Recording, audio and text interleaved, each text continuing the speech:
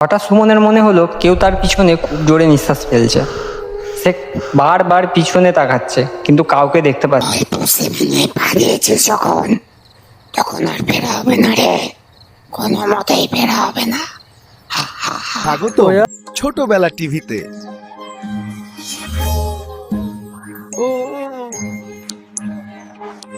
ও অর্ঘ নেই, আমার ভাই নেই, আমাকে ছেড়ে দাও বলছি। আমি আর কোনো দিনও এদিকে আসবো না।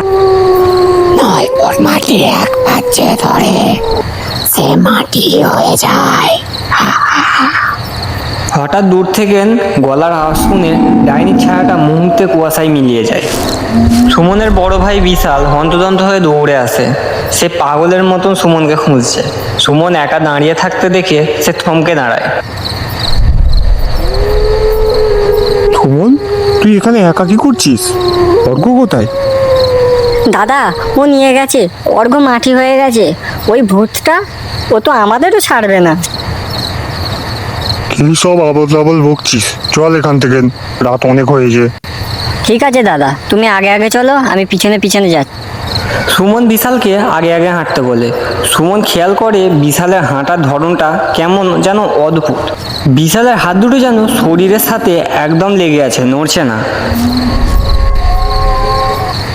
দাদা, তুমি রাস্তা চিনতে পারছো তো? এটা তো সেই কুয়ার পথ নয়?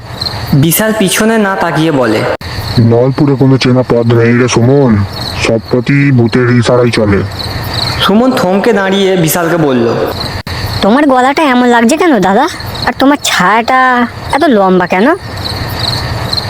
বিশাল ধীরে ধীরে সুমনের দিকে ঘোরে। সুমনের বুকের ধড়ফড়ানি বেড়ে যায়। সেই বিশালের মুখটা দেখে একদম মিশ্রণ। সেখানে কোনো চোখ বা নাক নেই, শুধু শরীরটাই আছে। সুমন চিৎকার করতে গিয়ে দেখে তার হাত দুটো ধীরে ধীরে ছাই হয়ে বাতাসে মিশে যাচ্ছে। তার পায়ের তলার মাটি সরে গিয়ে এক বিশাল গর্ত তৈরি হয়। সুমন সেই গর্তের একদম কিনারায় দাঁড়িয়ে আছে, আর সেই লাল ভূতটি গর্ত থেকে ধীরে ধীরে বেরিয়ে আসে। সুমন ভয়ে কাঁপছে, কিন্তু প্রাণপণে পৌঁছানোর চেষ্টা করছে। পিতা চেষ্টা করছিস রে সুমন, তোর বন্ধু অর্ঘ আর বিশাল এখন আমার চা সঙ্গে। তুই একা কোথায় যাবি?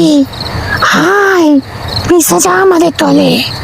সুমন ভয়ে গলা কাঁপিয়ে বলে, না, আমি তোর সাথে যাব না। অর্ঘ আর দাদাকে তুই মায়ে ফেলেছিস, কিন্তু আমাকে পারবি না। হঠাৎ সুমনের মনে পড়ে তার মায়ের কথা।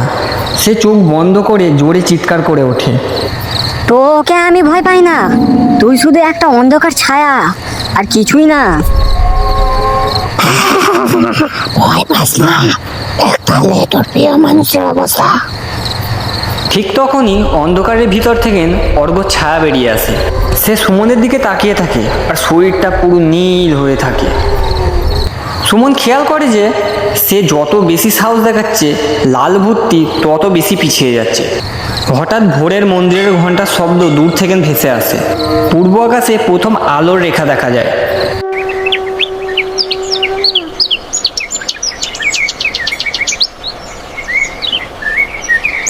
দেখ, সূর্য উঠেছে, তোর অন্ধকার এবার শেষ হবে। ভূতটি যন্ত্রণায় চিৎকার করে ওঠে।